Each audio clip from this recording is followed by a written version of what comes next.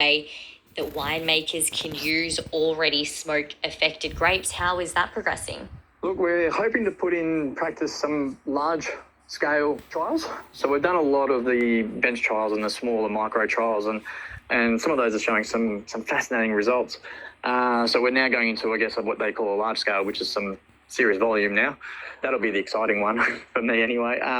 At the end of the day, it'll be a combination of all these different aspects that will be used in the final product. And like with anything, the more you know in advance, the better you can react to it down the line.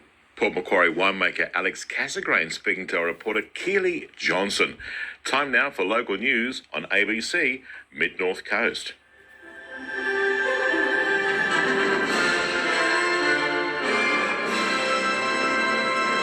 Partly cloudy with a strong chance of showers. A possible thunderstorm this afternoon and evening. Good morning, Nick Parmiter with ABC Mid-North and Coffs Coast News. Today, the Supreme Court will start hearing an application to scrap the results of 3 local government elections, including Kempsey, where electronic voting system iVote failed. Kelly Fuller reports. The New South Wales Electoral Commission was forced to apologise for its system crash midway through the local government election day in December. It subsequently found that if all individuals who registered to use iVote on election day had been able to vote, a different outcome may have occurred in Kempsey and Singleton Council and Ward A of Shellharbour Council. The Commission has repeatedly warned the government of problems with its ageing system, and the month before the local polls called for emergency grants to pay for upgrades. The Supreme Court has set aside 2 days to hear the arguments, with 22 defendants opposing the application.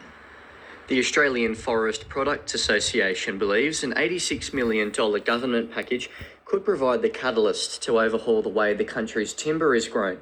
The association's CEO, Ross Hampton, says he understands the joint federal-state package announced by the Prime Minister yesterday will provide incentives for farmers in some areas to convert their land into timber plantations. He says the agroforestry model is well established in other parts of the world, but not locally. It's really underdone in Australia. Here we've only got about 5% coming off our farms. In other parts of the world, in southern part of the US, for example, or in Europe, it can be up to 40%. We just don't have that culture in Australia, but we're hoping this will trigger those conversations. A man in his 60s from the Mid-Coast local government area has died with COVID. There were 156 new cases reported in the Mid-North Coast local health district to 4 p.m. Sunday, including 144 positive rapid antigen tests and 12 PCR results. Of those cases, 59 are from Port Macquarie, 37 from Kempsey, 31 from Coffs Harbour, 20 from Bellingen, and 9 are from Nambucca. There are 39 cases in Mid-North Coast hospitals, with 4 people in intensive care. Port Macquarie is one of 5 locations in the state hosting Australian Defence Force counter-terrorism training for the next 6 weeks. The community can expect to see low-flying military helicopters, vehicles and personnel, and are being assured no live ammunition will be carried or used during the operations.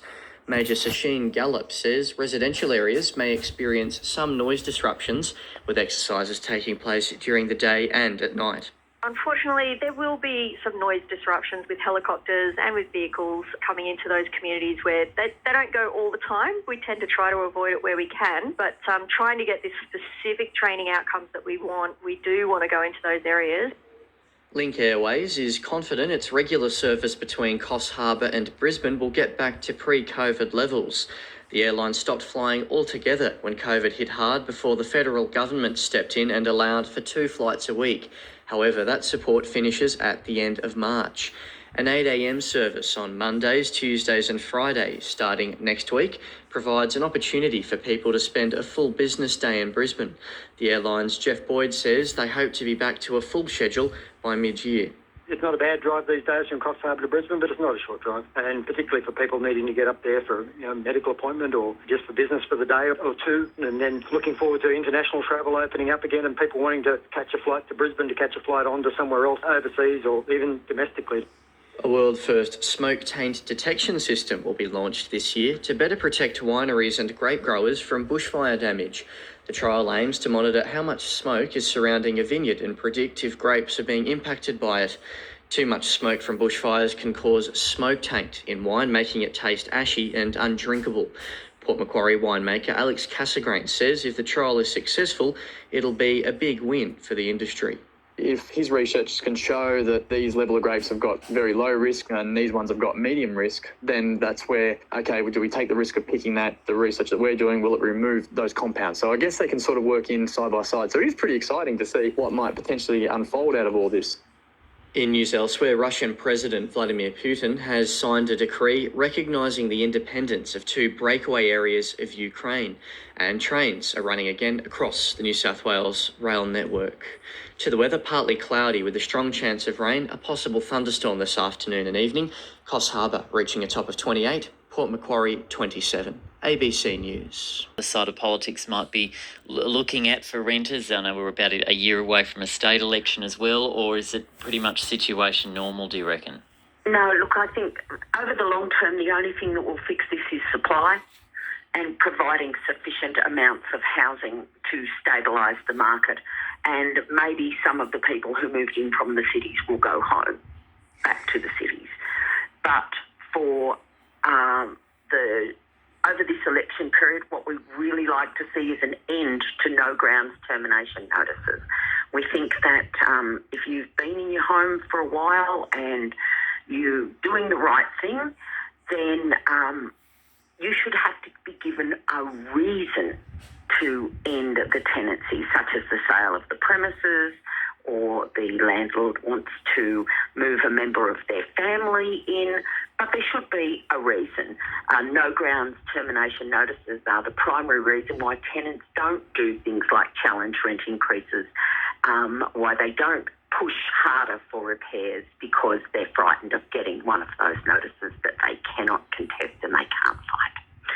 So we are dealing with a lot of termination notices. We give advice and support and advocacy for people in those circumstances, as well as the rent increase and trying to get repairs done. Really difficult situation. Looking forward to the election. Yeah, well, Kerry-Anne Pankhurst, we appreciate your time today, and we'll see what happens. And maybe it's wishful thinking, but perhaps some of the city dwellers will go back and miss the high life. We'll see. We'll see. Thank you so much for talking to me. Thank you. That is Kerry-Anne Pankhurst there from the New England and Western Tenants Advice and Advocacy Service. It's time for the latest local news, 7:30.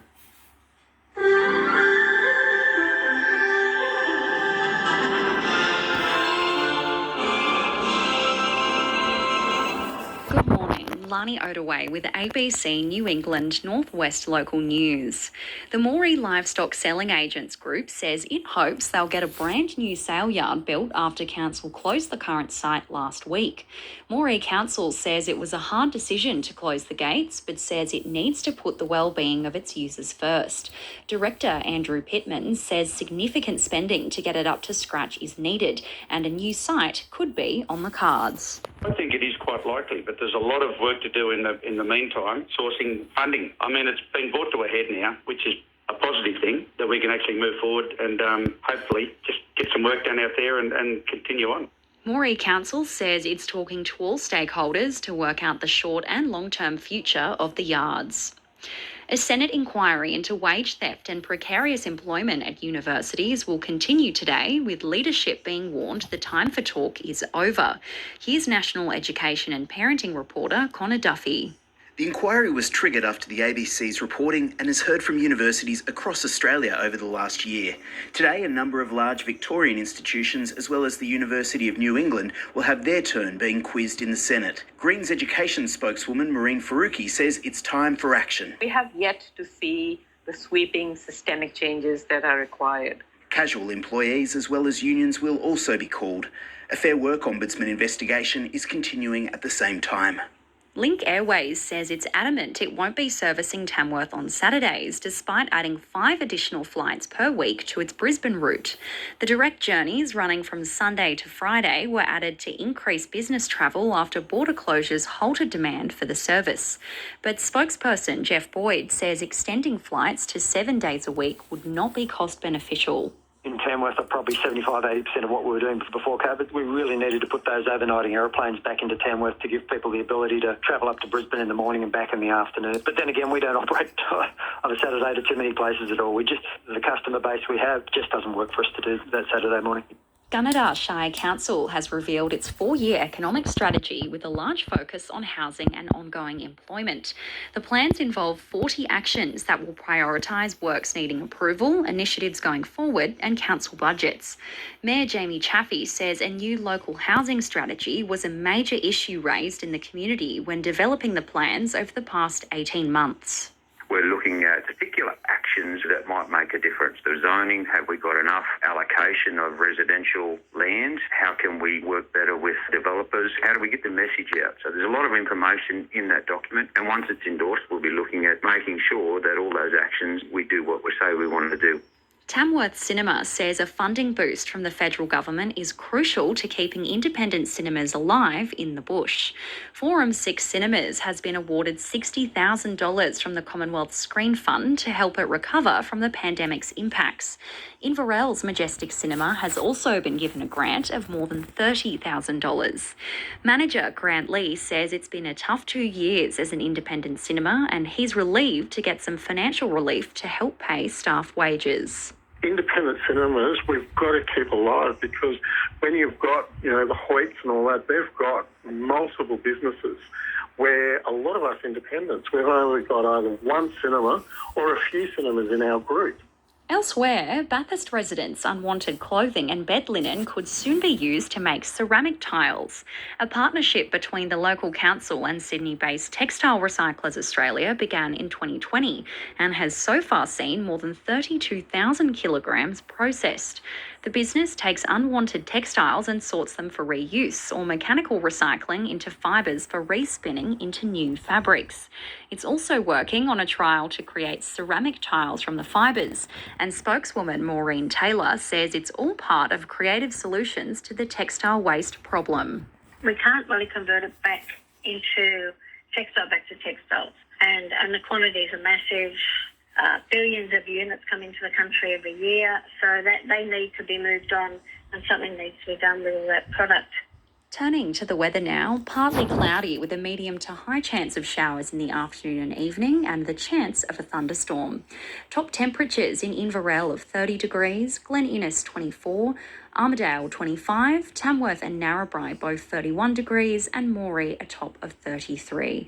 You've been listening to ABC News.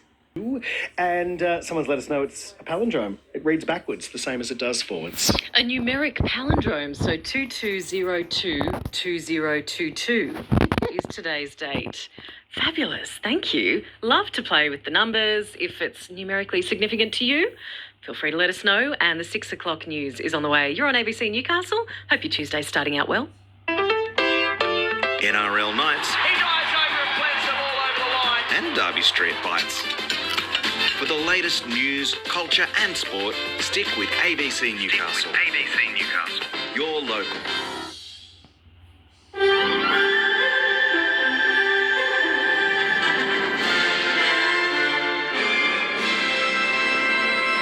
Good morning, I'm Madeline Lewis with ABC News.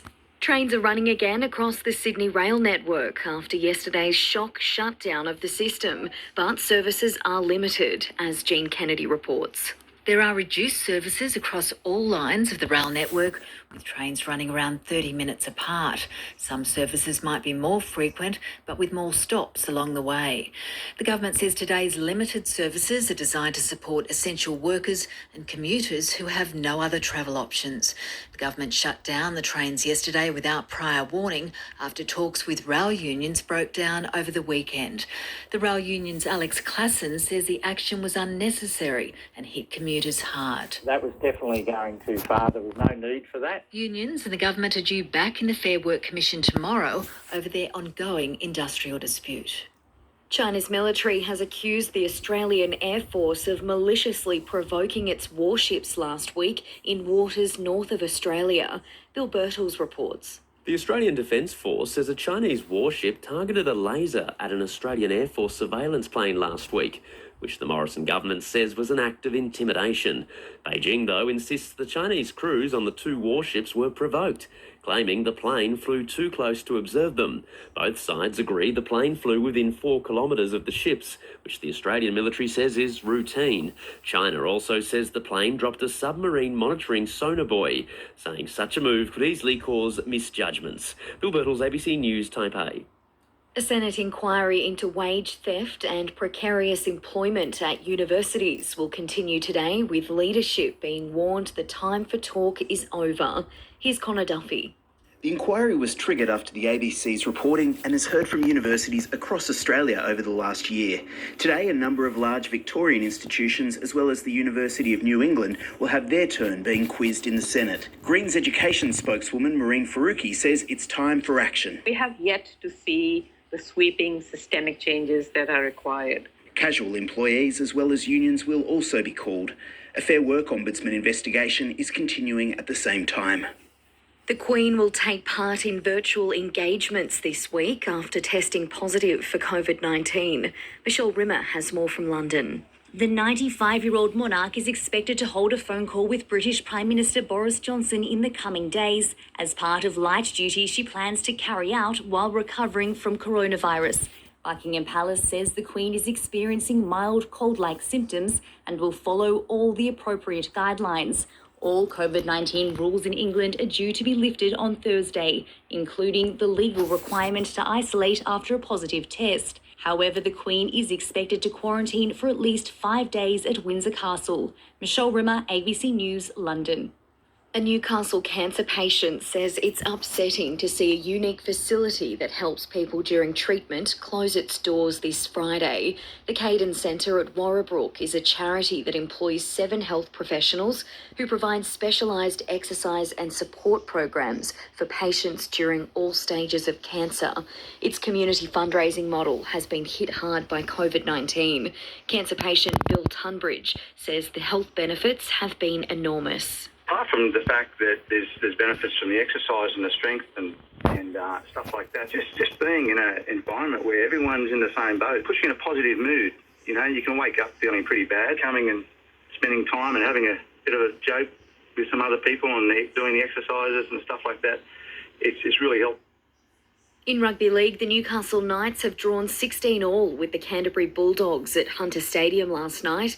It was the team's first pre-season trial, which included 3 first-half tries and a 16-10 lead at the break. Fullback Kalen Ponga was unveiled as the new team captain for the season ahead, while the injured Jaden Brayley will be club captain. Centre Bradman Best says it was good to be back playing again. Yeah, it was a good first 40, always good to get them cobwebs out, and we didn't do a whole lot of defence there. We sort of had all the ball, but yeah, it was just good to get some combinations and have a first look with all the boys that'll be there round 1. So yeah, just playing good footy and yeah, a lot of confidence building into, I guess, the next trial and for the season coming. Cloudy with a very high chance of rain, most likely during the morning and afternoon here in the Hunter. The chance of a thunderstorm, possibly severe. Heavy falls are possible along the coast. Newcastle heading for a top of 27 degrees. Maitland 26, Singleton 28.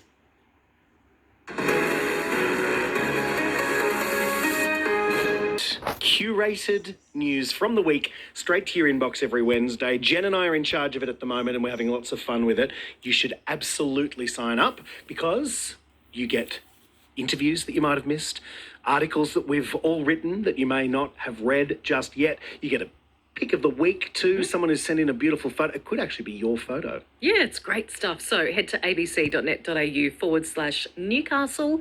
Sign up there so that you can have our newsletter in your inbox tomorrow. And while you're there, you might be interested to read a little bit more about Father Rod Bauer. You might know him as the bloke behind the much discussed signs at Gosford Anglican Church. He has left Gosford and is coming to the Anglican Diocese of Newcastle. Great article there on our website. Go and have a read today, and more on that over the coming days. abc.net.au/Newcastle for what's on and when. The latest news, sports and program segments, the latest shows available online. abc.net.au/Newcastle. Your one-stop shop. Your local.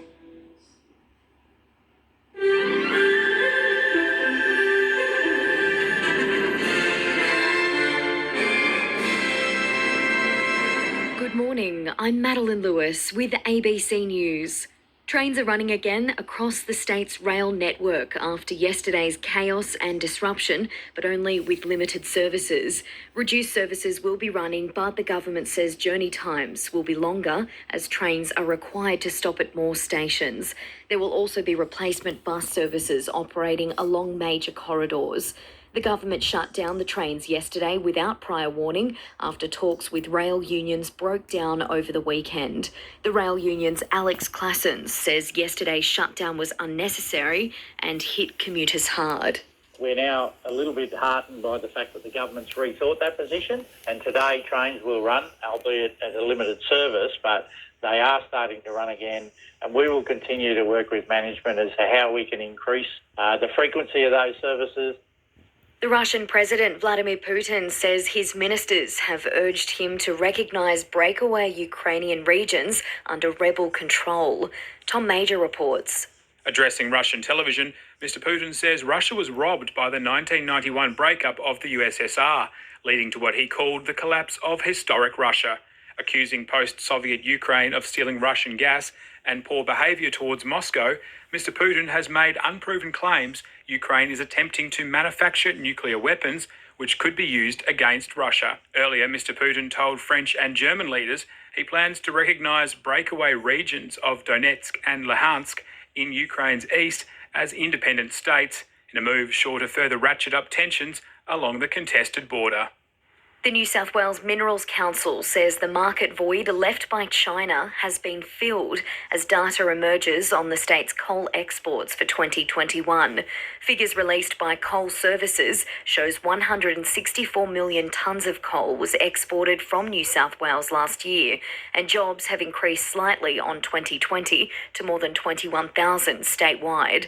Minerals Council CEO Stephen Galilee says Japan was among the countries to fill the gap left by China. India and Thailand are two emerging potential customers and markets for our export coal as well. India almost doubled its level of coal imports from New South Wales up to 16 million tonnes in 2021, and Thailand increased as well. And we've also seen exports to the Philippines and Malaysia remain steady. The state government has approved a $52 million upgrade to AGL's Bayswater plant in the Hunter Valley, including an increase to its coal ash recycling. Giselle Wakatama reports. State government approval was given for AGL's Bayswater project a day after Origin Energy announced plans to shut its Eraring power station in Lake Macquarie 7 years early in 2025. The Bayswater plan includes spending millions retrofitting the power station. AGL says the project will improve the environmental performance of ash, salt and water management infrastructure at the site. The company says its unlined coal ash dam has been receiving ash for 35 years and it has a recognised and reported seepage issue. Work includes augmentation of the existing Bayswater ash dam and increasing coal ash recycling production. Hearings will start in the Supreme Court today on whether to scrap the election results of 3 New South Wales regional councils where the electronic voting system failed. Kelly Fuller reports. The New South Wales Electoral Commission says the iVote crash at the local government December polls means the outcome could have been different for Kempsey, Singleton and Ward A of Shell Harbour Council. It's asking the court to declare the results void to protect the integrity of the system. There are 22 defendants from across the 3 councils listed to give evidence objecting to the application. The Commissioner John Schmidt has repeatedly warned the New South Wales Government about its resource constraints and ageing system. In the November state budget estimates hearings, he criticised the piecemeal funding of the agency and warned it needed emergency grants to upgrade its system. Briefly in sport, the Knights and Canterbury Bulldogs have drawn 16-all in their NRL trial in Newcastle overnight. The Melbourne Demons have beaten the Brisbane Lions by 3 points in their AFLW clash on the Gold Coast, winning 5-5-35 to 4-8-32. And Australian tennis player Isla Tomljanovic has been knocked out of the Qatar Open in the first round. Cloudy in the Hunter today, very high chance of rain, most likely this morning and the afternoon, the chance of a thunderstorm as well. Newcastle heading for a top of 27 degrees, Singleton 28, Scone heading for 29. It's a movement to end gendered violence. And Bonnie says, Joe, good morning. As long as we have parliamentary lawmakers being predominantly white males, the it will be screwed. Lawmaking reflecting their values. Let's better reflect our population of at least 50% women and different ethnic backgrounds. Thanks, Bonnie. 0467 922 684 is the text line. What would you like to chat to me about today? 0467 922 684. After the news, we're talking building. Again, more on the issues surrounding building. So again, if you've got a thought about that, please do get in touch. I'll catch up with the Regional General Manager of TAFE to talk about trades and TAFE opportunities. But right now it's news time.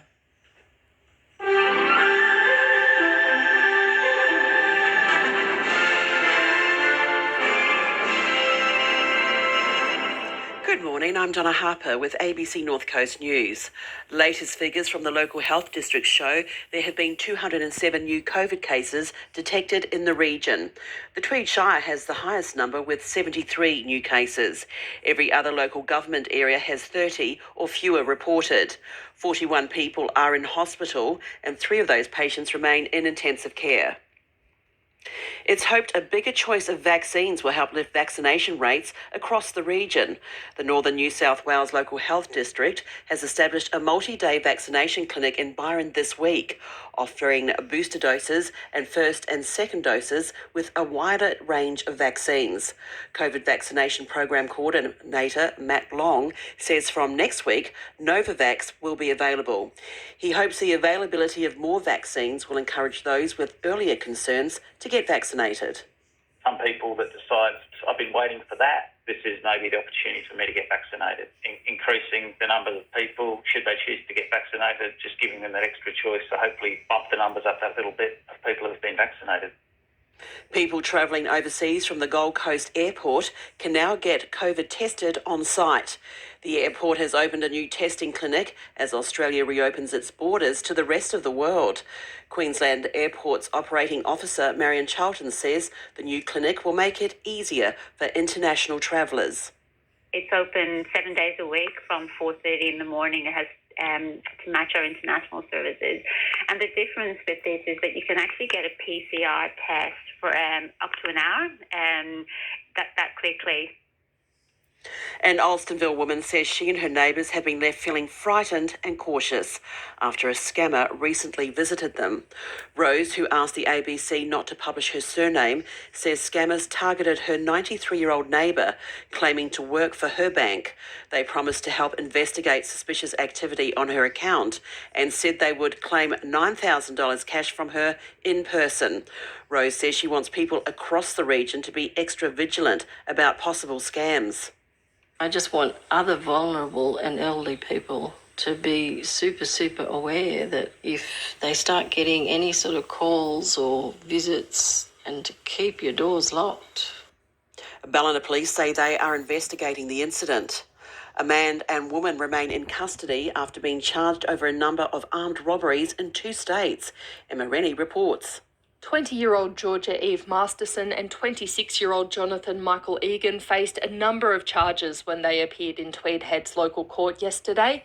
It's alleged they were involved in an armed robbery in Queensland where a Porsche was stolen. Police say they then crossed the border on Saturday and used a firearm to threaten a woman at a Benora Point service station.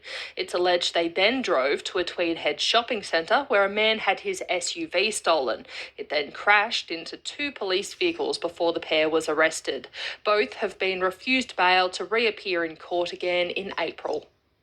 The latest report from the Environmental Protection Authority says waste is a growing problem in New South Wales, but water efficiency is improving. Hugh Hogan has the details.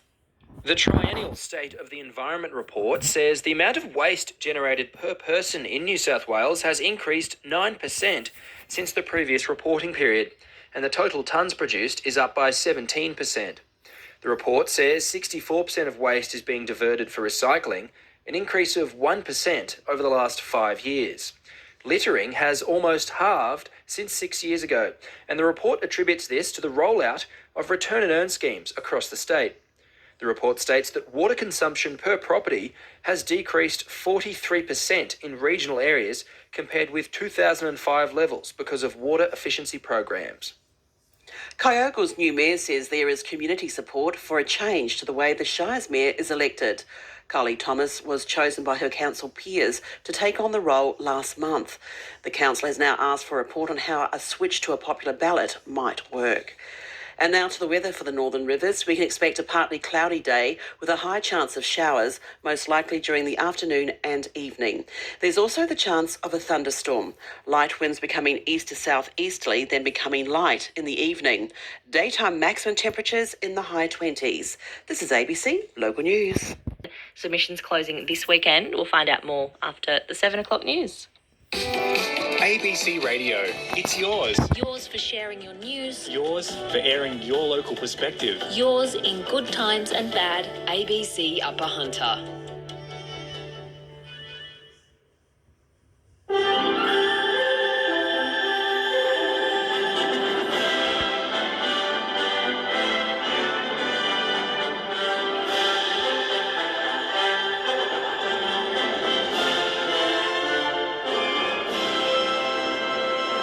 Reduced train services resume across New South Wales, wage theft at universities in the spotlight, and a health centre supporting Hunter cancer patients to close its doors. Good morning, I'm Madeline Lewis with ABC News. There's some relief for train commuters, with trains running again today after yesterday's system-wide shutdown and chaos, but services are still only limited. As Jean Kennedy reports, transport authorities are urging commuters not to take the train if they can avoid it. Trains are back in action across the city's rail network, but the government says services are reduced, running around every half hour. Some might run every 15 minutes, but will be slower trips, stopping at more stations. There'll also be 150 replacement bus services operating along the major rail corridors. The rail union's Alex Klassen says it comes after both sides reached an agreement last night on how services will work today. They will be clunky, but let's hope they run reasonably well. Both sides are due back in the Fair Work Commission tomorrow to thrash out their ongoing differences over a new pay deal. Labor's transport spokeswoman Jo Halen says the government has lost control of public transport. Passengers will welcome some trains on our network this morning, but what the Premier and his government did yesterday was just unbelievable. Thousands of passengers were left stranded by their own government. Russian President Vladimir Putin has signed a decree recognising the independence of two breakaway areas of Ukraine. Harry Sekulich reports. Mr. Putin joined the leaders of Donetsk and Luhansk at a televised signing ceremony to announce cooperation and friendship. It followed confirmation from the Kremlin that Mr. Putin would formally recognise the breakaway eastern Ukraine regions. Earlier in the lengthy speech, Mr. Putin accused NATO of turning Ukraine into a theatre of war. He said that modern Ukraine was created by Russia and that Russia was robbed when the Soviet Union collapsed in 1991. He also warned that Moscow will show what decommunization actually means. It comes as 150,000 Russian troops remain stationed outside Ukraine, with the US warning invasion is imminent.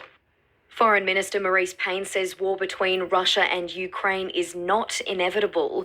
Senator Payne attended the Munich Security Conference earlier this week before meeting with the Polish Foreign Minister and Secretary of State in Poland last night. Senator Payne has told 9 Radio she's been discussing how the international community should respond if Russia decides to invade its neighbour. This is not inevitable. This does not have to happen. There are still choices to be made by Russia here, and we hope that we can see productive discussions continue and this be avoided. China's military says an Australian Air Force plane flew too close to Chinese warships last week and provoked the crew to target the plane with a laser. East Asia correspondent Bill Birtles reports. The war of words over last week's incident in waters north of Australia is heating up. While the Morrison government says the use of a military laser was dangerous and deliberately intimidating, China says the Australian military is to blame. Beijing says the Australian surveillance plane flew too close, coming within 4 kilometres. The ADF, though, says such a distance is routine to observe ships. China also says the plane dropped a submarine monitoring device, which could have led to misjudgment. China's military says it was a malicious provocation and demands Australia to stop the groundless smears against the Chinese crews. Bill Birtles, ABC News, Taipei. The New South Wales Minerals Council is warning policymakers to approach the Hunter's energy transition delicately. Data released by Coal Services shows 164 million tonnes of coal was exported from New South Wales last year. Minerals Council CEO Stephen Galilee says despite $100 billion in commercial interest registered in the Hunter Central Coast Renewable Energy Zone, the region's transition needs to be carefully managed. Those in government that are making these decisions better make sure they get this right, because a misstep on this stuff will mean lights going out, prices going up, and all the promises of investment in the world won't mean anything if not enough of it happens to fill the shortfall that is going to be created by the early retirement of those power stations. Energy giant AGL says its $52 million Bayswater power plant upgrade will improve environmental outcomes at a time when there are seepage issues with its coal ash dam. Giselle Wakatama reports. AGL's been given state approval to augment its existing Bayswater ash dam and increase coal ash recycling production. The company says its unlined coal ash dam has been receiving ash for 35 years and it has a recognised and reported seepage issue. In addition, it says the transfer of fly ash to fill coal mine voids to facilitate rehabilitation has issues with pipelines that are identified as having a high risk of potential failure, which could cause future spills. The company says it also has issues with brine from its water treatment plants. A Senate inquiry into wage theft at universities will resume today, with one senator warning vice-chancellors that it's time for systemic change. Here's National Education and Parenting reporter Connor Duffy. Leaders from Melbourne University, Monash University, RMIT, La Trobe and the University of New England will have their turn in front of the Senate.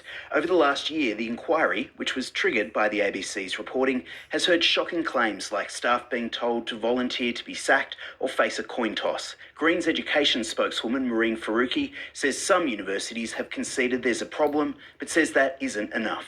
These words have to change into action because words are cheap. The Fair Work Ombudsman is also investigating. The federal government will today outline a new 10-year strategy to boost Australia's influence in Antarctica. Political reporter Henry Bello has more. The $800 million announcement includes money for a fleet of surveillance drones and mobile stations, allowing expeditioners to spend more time in remote inland areas. Australia maintains an historical claim to 42% of the continent, but China is increasingly active within that zone. Security analysts warned that should an international treaty fail, that claim could be challenged by China. Environment Minister Susan Lee says the money will boost Australia's leadership in the region and ensure it remains free from conflict and exploitation. Families who lost loved ones in the 2019 mosque attack in the New Zealand city of Christchurch will today make submissions to a coronial inquiry into the shooting. Emily Clark reports. For 3 years, members of New Zealand's Muslim community have had questions about the last moments of the lives lost in the March 15 terrorist attack. A coronial inquiry has been called, and today a hearing gets underway to determine its scope. Several families of the 51 people who died want first responders and law enforcement to be included. Over coming days, the convicted terrorist is also due to make a submission. The inquiry will allow the coroner to make recommendations or comments that might prevent similar deaths from occurring in the future. A unique health facility in Newcastle that helps cancer patients during treatment will close its doors this Friday due to a lack of funding. The Cadence Centre at Warrabrook is a charity that provides specialised exercise and support programs for people during all stages of cancer, but it was hit hard by the pandemic. Sue Clark-Petrolo is a 3-time cancer survivor who set up the centre. She says it's devastating to close the doors. Exercise oncology increases survivorship from 30 to 60%. That's phenomenal what it does. This is all medical research. And now with sport, here's Jack Snape. The Canterbury Bulldogs are no closer to finding their halfback after a 16-all draw with the Knights in an NRL trial in Newcastle. Jake Averillo and Kyle Flanagan were given a chance to impress ahead of the season when much is expected of the Dogs following several major signings, including playmaker Matt Burton, who was rested last night. Coach Trent Barrett has told Fox Sports his team struggled in attack. That's why Burton's been brought to the club. He'll obviously be our dominant playmaker, our dominant kicker, but we need the 7 to stand up. The Melbourne Demons have beaten the Brisbane Lions by 3 points in their AFLW clash on the Gold Coast, winning 5-5-35 to 4-8-32. Victoria and Queensland have played out a draw in their Sheffield Shield cricket match at Junction Oval. Victorian Nick Maddinson was on 48 at the end of play, adding to his unbeaten century in the first innings. And New South Wales has beaten Tasmania by 75 runs at the SCG, with Trent Copeland taking 4 wickets to help dismiss the visitors for 214 in their second innings. Briefly in finance, stocks on Wall Street have weakened in the past couple of hours in response to Russian President Vladimir Putin's announcement he'll recognise breakaway regions of eastern Ukraine. The local share market will also open in the red, with ASX SPY 200 futures trading down 71 points. Cloudy in the Hunter today, very high chance of rain. Newcastle heading for a top of 27 degrees, Singleton 28. Amelia Bernasconi on ABC Upper Hunter. ABC Upper Hunter.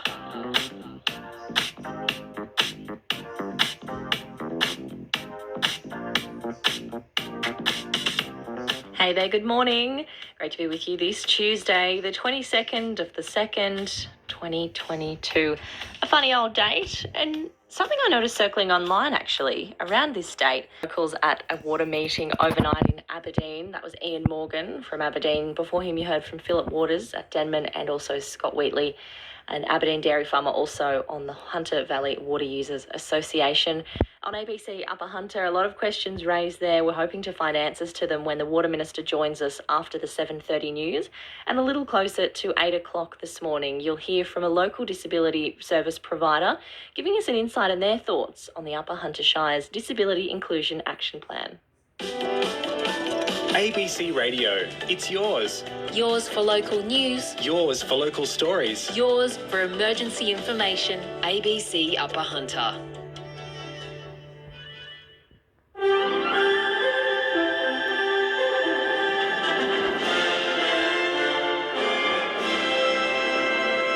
Good morning, I'm Madeline Lewis with ABC Hunter News. New South Wales trains are back in service today but will run at reduced frequency after Monday's shock shutdown. The government ordered the shutdown after weekend negotiations with the rail union broke down. Commuters are warned to expect delays and are advised to find alternative transport if possible. Fresh talks were held in the Fair Work Commission last night, but the ABC understands no resolution was reached. The New South Wales Minerals Council says the market void left by China has been filled as data emerges on the state's coal exports for 2021.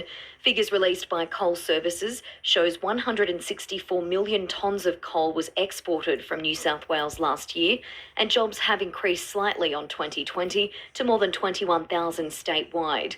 Minerals Council CEO Stephen Galilee says Japan was among the countries to fill the gap left by China. India and Thailand are two emerging potential customers and markets for our export coal as well. India almost doubled its level of coal imports from New South Wales up to 16 million tonnes in 2021, and Thailand increased as well. And we've also seen exports to the Philippines and Malaysia remain steady. The state government has approved a $52 million upgrade to AGL's Bayswater plant in the Hunter Valley, including an increase to its coal ash recycling. Giselle Wakatama reports. State government approval was given for AGL's Bayswater project a day after Origin Energy announced plans to shut its Eraring power station in Lake Macquarie 7 years early in 2025. The Bayswater plan includes spending millions retrofitting the power station. AGL says the project will improve the environmental performance of ash, salt and water management infrastructure at the site. The company says its unlined coal ash dam has been receiving ash for 35 years and it has a recognised and reported seepage issue. Work includes augmentation of the existing Bayswater ash dam and increasing coal ash recycling production. Corrective Services New South Wales has acknowledged the bravery of a female prison officer who was confronted by an inmate in a closed room at the St Heliers minimum security prison near Muswellbrook. The incident happened on Sunday and ended after 20 minutes without any serious physical injury to the officer.